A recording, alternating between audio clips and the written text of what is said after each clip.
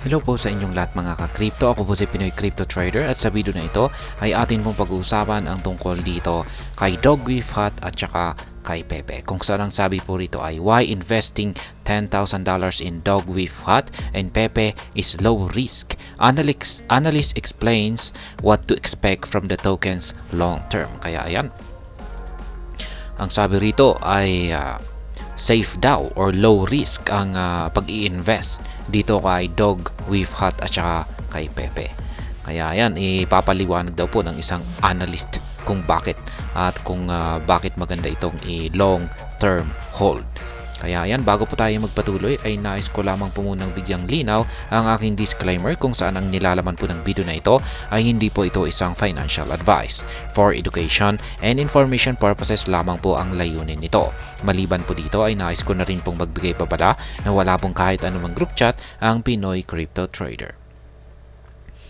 At ayan, ang sabi rito ay analysts are constantly on the lookout for promising investment opportunities to make maximum profit. One such analyst, known as Crypto Veteran, has recently made a compelling case for investing in Dogwifhat and Pepe, citing them as low risk, high reward bets in the current market landscape. Kaya ayan, ang naglabas po ng kanyang statement dito na kilalang crypto analyst ay itong si Crypto Veteran. Sinabi po niya na ang pag-i-invest po rito kay Dogwifhat at saka kay Pepe ay low risk daw po. Or ibig sabihin kung pag low risk ay at least nasa safe side. Tapos ang kagandahan dito ay high reward po siya. Ayan, low risk na nga tapos high reward pa. Kaya ganyan po katindi ang pananaw dito ni Crypto Veteran kay Pepe at saka kay Dogwifhat.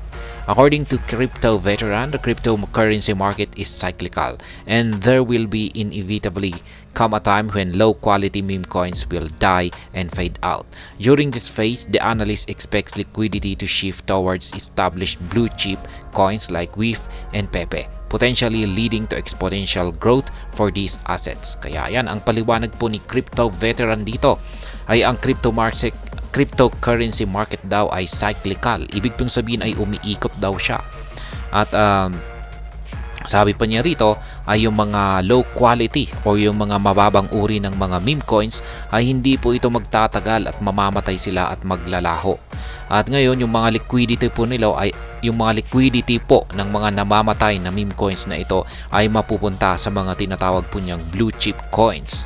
At yan po ay katulad nila WIF at saka si Pepe. At yan ang magdudulot kung bakit makakaranas ang mga ito ng exponential growth or malakihang paglago sa kanilang halaga sa hinaharap.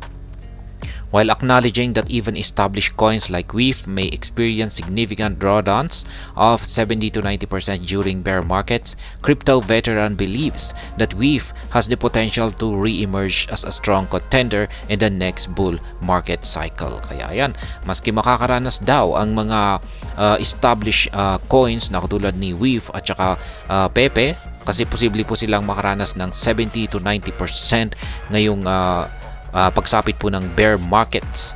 Pero ayan, ayon po kay Crypto Veteran ay siya po ay naniniwala na pagsapit naman po ng bull market cycle ay ang katulad ni WIF at saka si Pepe ay maituturing po niyang sila po ay isa sa mga strong contender or magpapakita ng matinding performance. Crypto Veteran argues that investing $10,000 in WIF represents a low-risk, high-reward play compared to spreading a smaller investment across multiple microcap coins in the hopes of finding 1,000 times gem. Kaya yan, ayon pa kay Crypto Veteran dito ay mas low-risk pa ang mag-invest ng $10,000 dito kay WIF at saka kay Pepe kumpara sa ikakalit natin ito sa mga maliliit na investments at na inaasahan po nating makakapagbigay sa atin ng 1,000 times na gain.